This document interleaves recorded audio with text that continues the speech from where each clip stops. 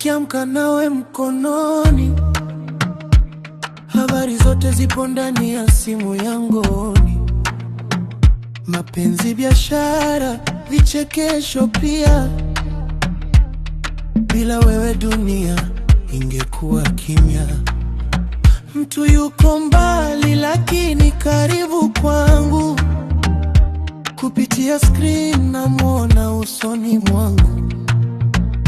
Elimu, muziki na michezo pia, vyote vinapatikana ndani ya dunia. Lakini wakati mwingine watu changanya ukweli na uongo, hutupambanisha. Tunakuamini sana kila siku, mtandao tupeleke sehemu salama tu. Mtandao, wewe ni nani? Kila kitu tunajua kupitia wewe. Habari za dunia nzima zinapita kwako usiku na mchana. Mtandao, wewe ni nani? Umeunganisha watu wa kila pembe, furaha na huzuni pia, vyote tunaviona kupitia wewe.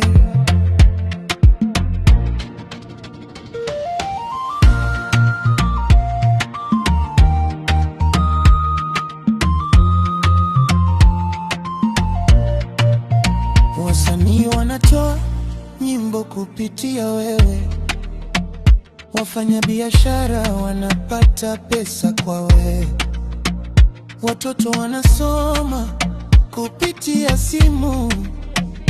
Maisha ya sasa yote yapo humo, lakini kuna wengi wamepotea njia kwa taarifa fake zinazopita dunia.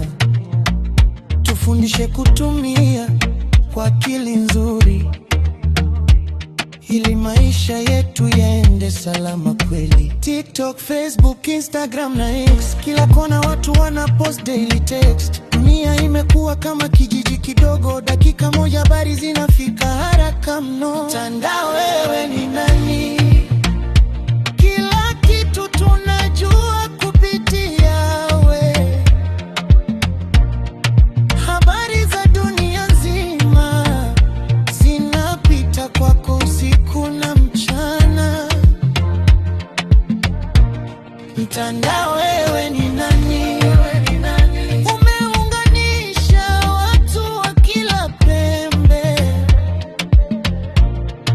furaha na huzuni pia, vyote tunaviona kupitia wewe.